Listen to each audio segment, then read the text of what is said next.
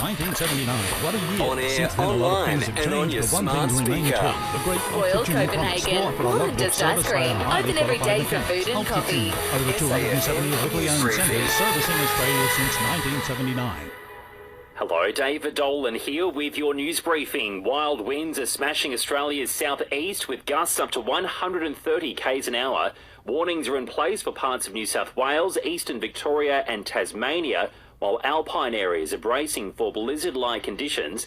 The Bureau's Jackson Brown says Tassie in particular is really copping it. Wind will be at their strongest tonight and into Sunday morning before weakening into Sunday. So for Tasmania, you could look at wind gusts around elevated areas of up to 120 kilometres an hour. More than 30 defence ministers and chiefs from the Indo-Pacific have gathered for a summit in Singapore for security talks.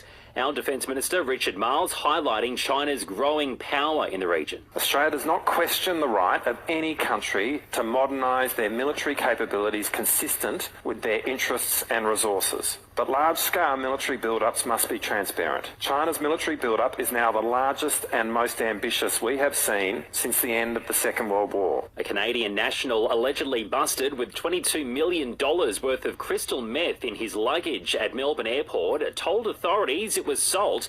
24 kilos of the drug was found hidden inside shoe boxes earlier this week after the 76-year-old hopped off a flight from LA.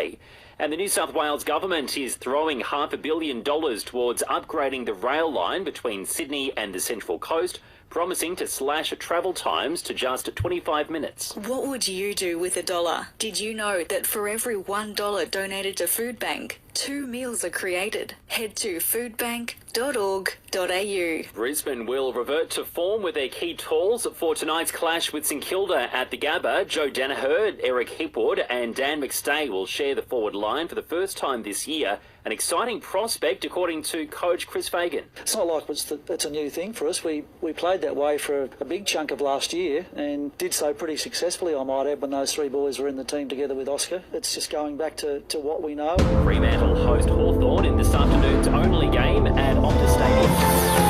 Sell your home with Miller, One and John for a $2,000 fuel card.